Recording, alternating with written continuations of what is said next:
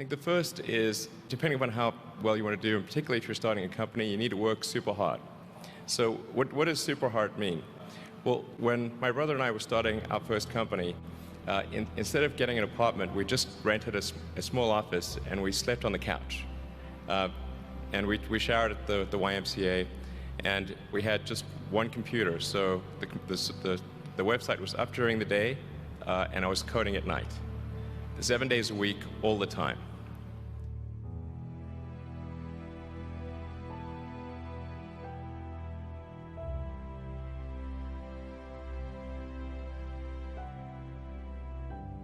Work hard like every waking hour. That's the thing I would say particularly if you're starting a company. And I mean, if you do simple math, say like, okay, if somebody else is working 50 hours and you're working 100, you'll get twice as much done in the course of a year as the other company.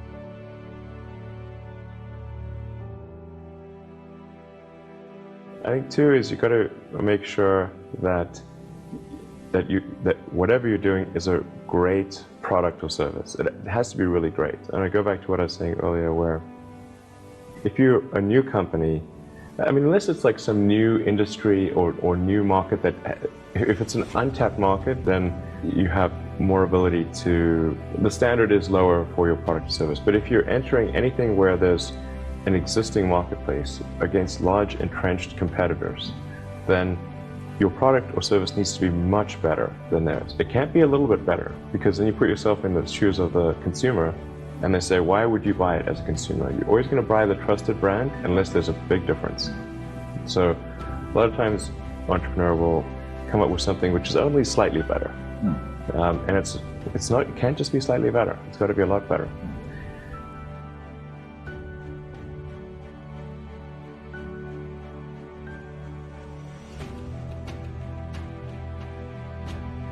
The other thing I'd say is that if you're creating a company or if you're joining a company, the most important thing is to attract great people. So either join a group that's amazing, that you really respect, or if you're building a company, you've got to gather great people. I mean, all a company is a group of people that have gathered together to create a product or service.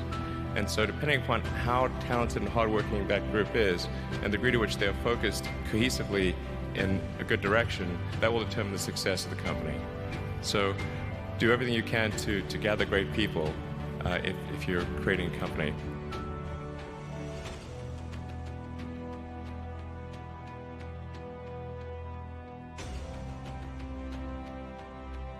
Then I'd say focus on signal over noise.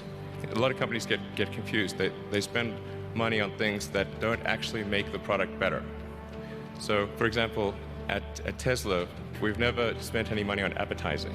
We put all of the money into R&D and manufacturing and design to try to make the car as good as possible. And I think that's the way to go. So for any given company, just keep thinking about, are these efforts that people are expending, are they resulting in a better product or service? And if they're not, stop those efforts.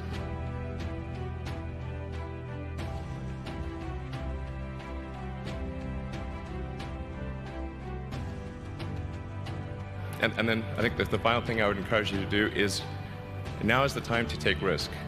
You don't have, you don't have kids, but as you get older, your obligations increase. And once you have a family, you start taking risk not just for yourself, but for your family as well. It gets much harder to do things that might not work out. So now is the time to do that before you have those obligations. So I would encourage you to take risks now. Do something bold. You won't regret it.